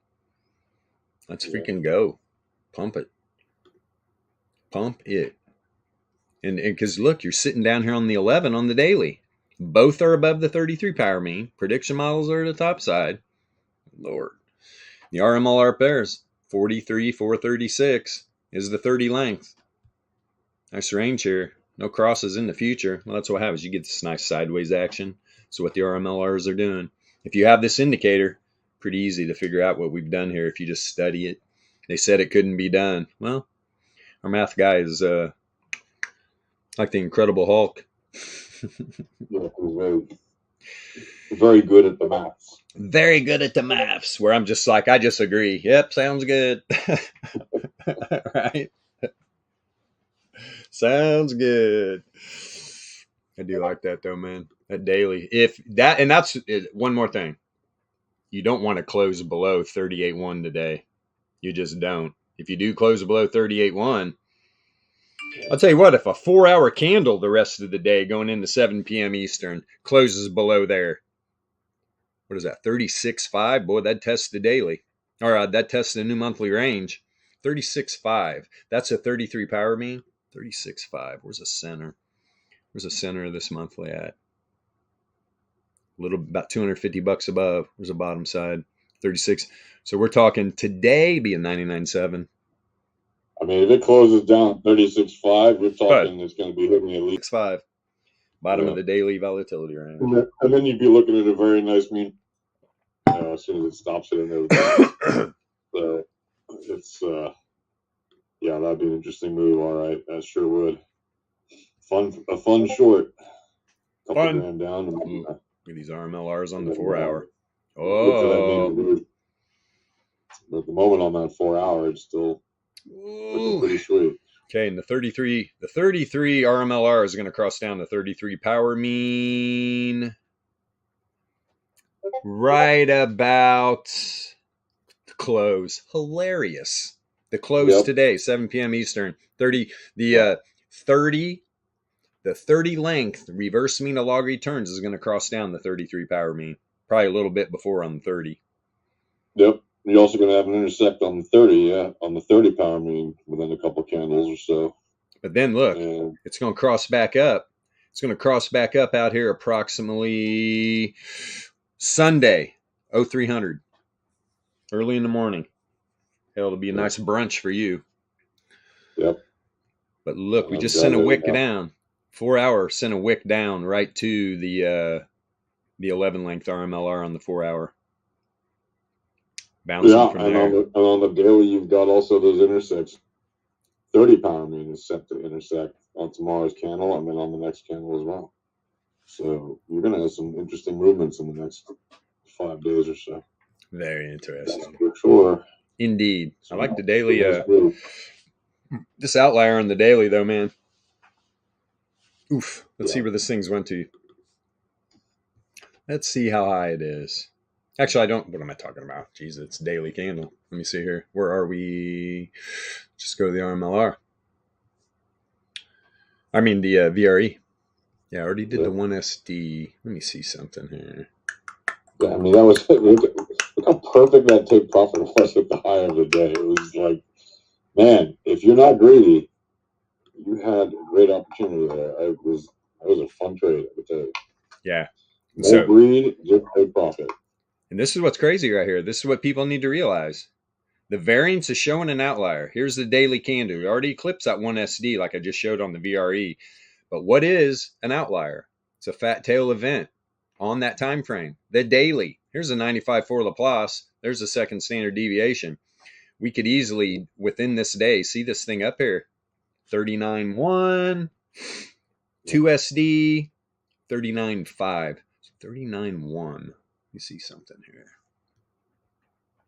Yeah, 39.1 there it is right the there. daily response distribution, right? Yeah, this is what I was looking for. It is dead on the top of the daily range. Boy, that's starting to make a lot of sense. Look out. If you guys are short right now, I would highly recommend taking your profit on this little pullback we just had. Yeah.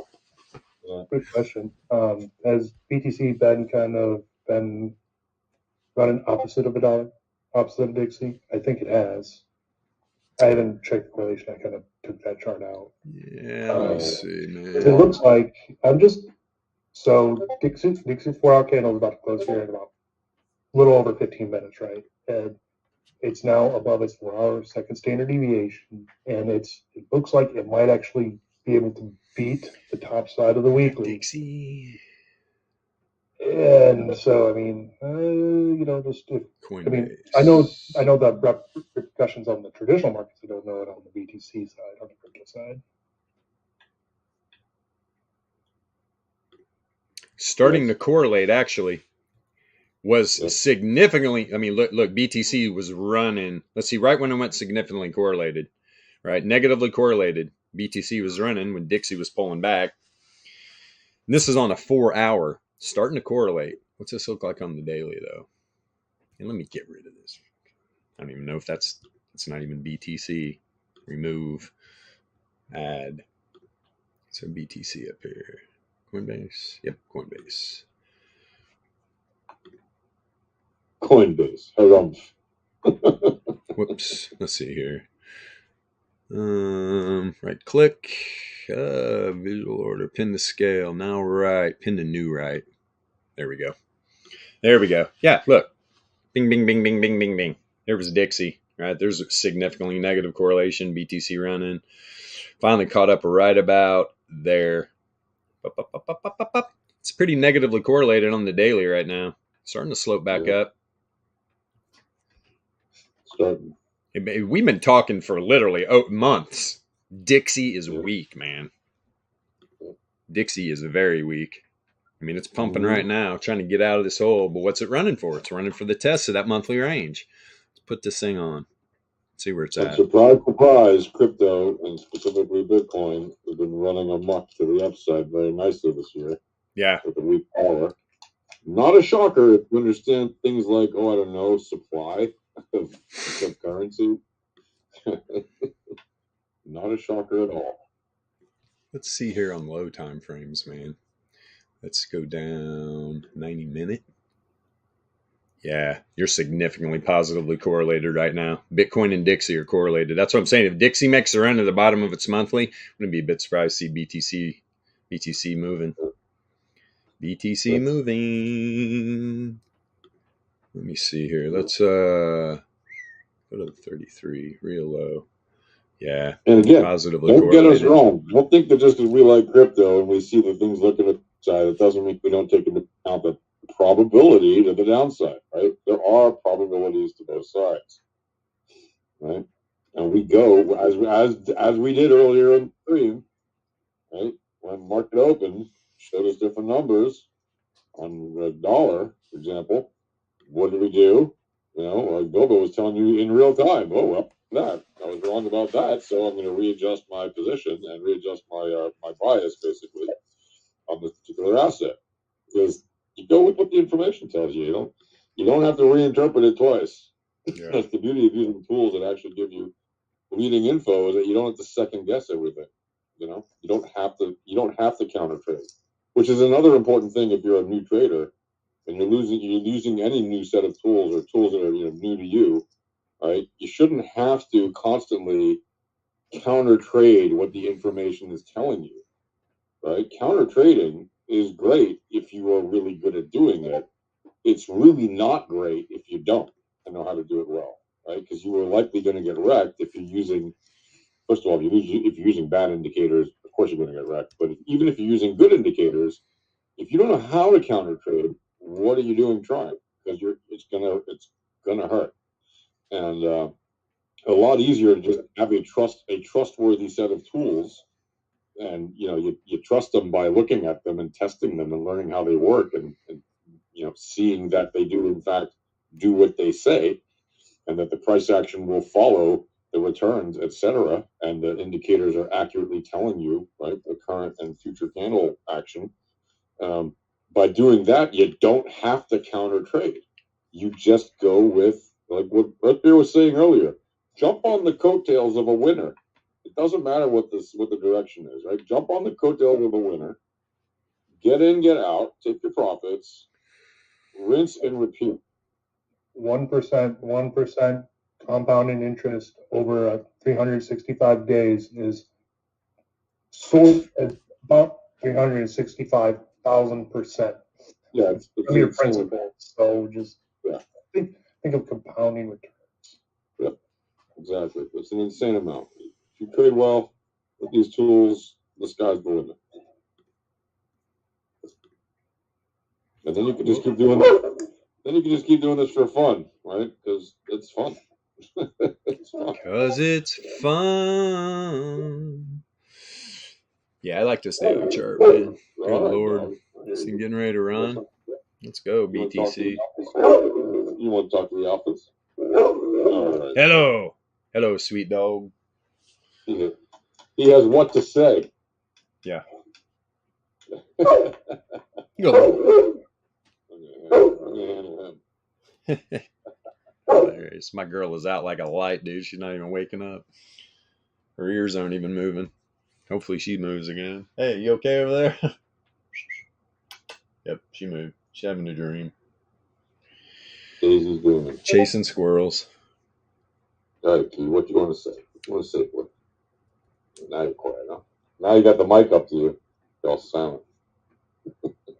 Speak, my friend. Speak. Let's see here. 3 Airbnb, huh? Running.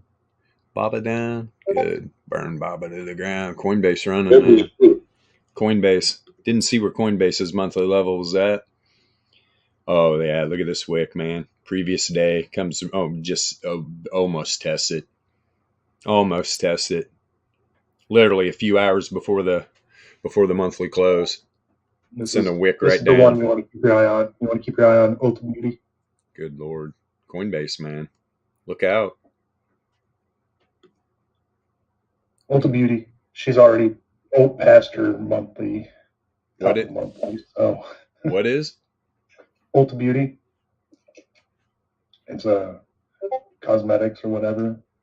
No matter what they are, we trade on the math, right? So. Yeah. Did you say Old Beauty? Ulta. Oh, okay. Like, yeah, it's like a nationwide freaking franchise. I think it's like what's the old one? It's got like a big retail section and a spa too. It's got like a aesthetics spa.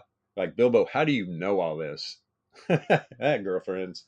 There's literally one right by one of the pizza shops. I went in there a while back, bought a present for somebody. Girls, I mean, it's fun fact: men spend more on cosmetics for themselves than women spend. That's baloney. I don't believe that for a second. What the hell kind of cosmetics you buying? It's because the cosmetics that they get are much more expensive. They involve usually plastic surgery and stuff. My bar of soap's cheap. That's my cosmetic.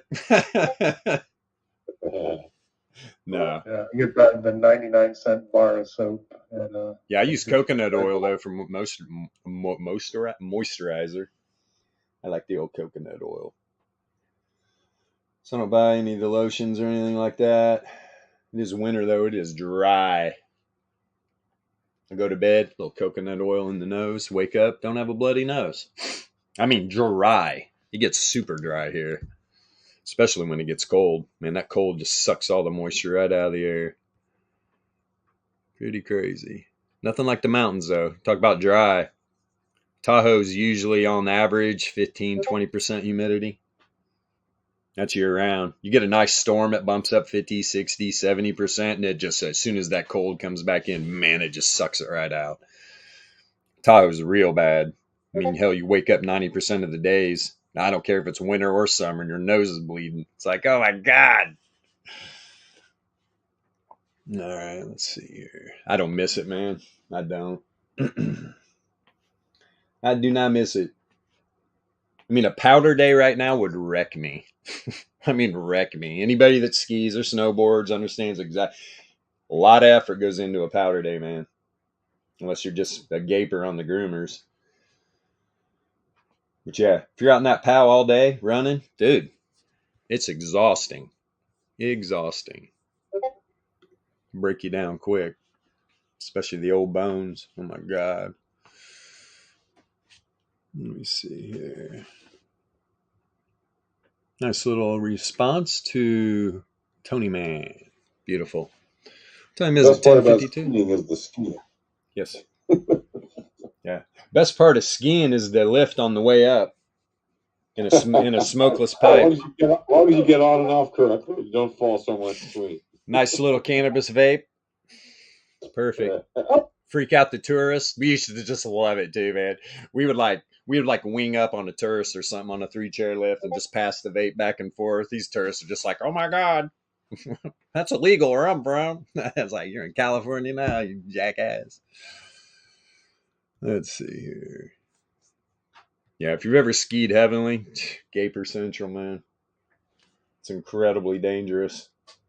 They don't report every year how many people die on that mountain. That's bad for revenue, right? It's bad for tourism. They're not going to let you know how dangerous that mountain is, especially if it gets icy conditions. And you got gapers going through the skull and crossbones on the face, experts only. And they're like, oh, I can handle this. And then it's just nothing but icy moguls. I have literally seen people go down 2,000 foot of elevation, banging their head on every mogul. All the way down, dead as a doorknob at the bottom. It's fucking very dangerous, man. Skiing, snowboarding, the mountain in general, very, very dangerous. That's Sonny Bono. Don't eat a bunch of Valium and go skiing on a green run, get edge lock, and run right into a tree and kill your skin. You have to have control of your bodily functions. And he was a total drug addict.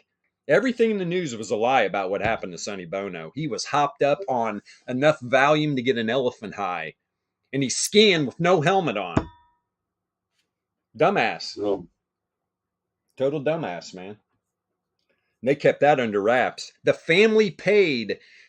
The Heavenly Corporation got paid by the family not to release the toxology report. If you don't know how like mountains work, it's like it's all internal. The medical, everything. So their family literally paid to keep that hidden, and it came out years later because was it the ex-wife? Somebody blew the lid off of it. He was everybody locally knew. Everybody locally knew what happened. So you're saying on those mountains, there's a lot of hidden bull.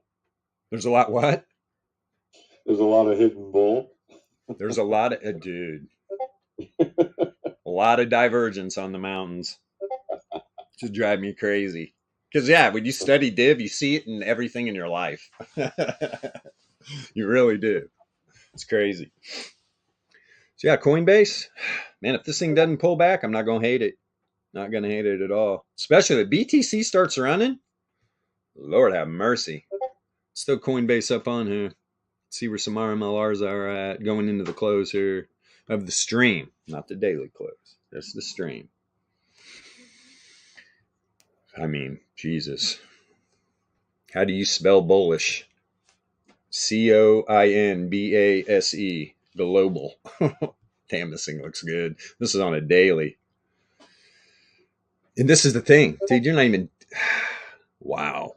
The thing is, you are at the 3SD band. Hold on here. Let me turn off the 11. Let's get a good read here. No, you're not. You're not even at the 2SD band because those bands are really blown out. And you look at the 11 length. You're just chilling. You're right. You're at we hit the 1SD, got a little bit above it. You see the little blue dot there. Oh, 3SD volatility band around the RMLR, the 11 length RMLR is at the daily 99.7 Laplace at $149.10 Coinbase. I'm not saying this thing's going to do a 99.7. I'm just telling you that's where the 3SD band is. 2SD bands right inside the 3SD normal distribution. You see this on a 5-day, man. Turn the 30 length back on. Wow. Man, this thing can literally go sideways and mean revert to both RMLRs literally around next Wednesday, man. Around Wednesday the 7th. What the hell's the date today? Am I crazy right now? It's only the 1st. Yeah. Let me see here. Yeah, that's what I'm saying. Look at these RMLRs. Look at the future projections. Wow. Coinbase. Damn, Coinbase. You looking pretty bullish, man. Does this look like I'm the 21 day? Wow. Now we're going to get some massive data feed errors here, which you would. I mean, this is a macro time frame for an asset that hasn't been around very long. And look at this 21-day candle. You are literally sitting at, well, let me make sure here I get these right. 100, yeah, 129. Is that the 1SD? No. Well, you're above the 2SD right now. Yeah, 2SD was 129.83. Good Lord. Yeah, you're literally right at it. Barely above the 2SD on the 21-day. 95.4% chance on this 21-day candle. This thing has hit its high. So using just another indicator, right? We were talking about entropy earlier, right? So entropy will tell you if something's a winner or loser on the 2-day. It's still in a 2-day trend, right? So that's just pretty much just saying, hey, stick with it until maybe that breaks. You might get some daily lows, right? But generally, God, look at this Coinbase, man. Yeah, I mean, look at the daily. Look at the trend on the daily. Crazy. Whole thing's been a trend. This whole move from about $70, $70 area, trending with a lot of correlation breaks. This is why you take profits. That's why you take profits, because you never know on these correlation breaks. Coinbase is, wow, ultra bullish. Jesus. Yeah, 2-day, strong trend. 3-day, not going to get the entropy read, but I don't even need it. Trending. Indeed. Wow. Wish I could even see the 4 hours now. 4 hours even dropping back in the trend. Tested the top side of the power mean band in a few seconds, right? Yep. Yeah, yesterday that tested the top side of the 4-hour power mean band, and woo, there we are. Man, is this all-time highs? Absolutely could be. Let me go back on. Yeah, let's just use a 3-day. No, what am I talking about? Shit, Coinbase was flying when it opened. I mean, look at the sell-off right when the damn thing goes public. Had a little bit of pump. Oh, yeah, we're going to the moon. Not. That thing was up there at what? 365. Dropped all the way to $30. It did a crypto. Yeah, that's what I'm talking about. Bitcoin lover. Hilarious. This thing's so far outside the power mean band. Look at the last time it was that far outside the power mean band. What happened? Wave trend. Wave trend's down there at $80. Right around $80. So, that being said, wow. We're going to get a staunch little pullback here at some point, man. I wouldn't doubt it. Let me see. 3-day. What kind of div? Yeah, definitely some bear div setting up. What's a 2-day look like? Yeah, you're below the zero mean though. You barely even got a pullback, and it's setting up hidden bull. Trending, like we said. Trend. Trend's your friend. 4-hour dropping back in trend on what? Hidden bull. A lot of hidden bull, man. Damn, whole run. Hidden bull from the whole damn run. Lower low. Hasn't even crossed a zero mean. That little bit of hidden bear that you had, you got a wick right back down into the Army, the 9-log MA, and then it shot right back up. Yeah, and it was on earnings. When we had earnings, it was at $77. This thing's almost did a 100% move. Wow.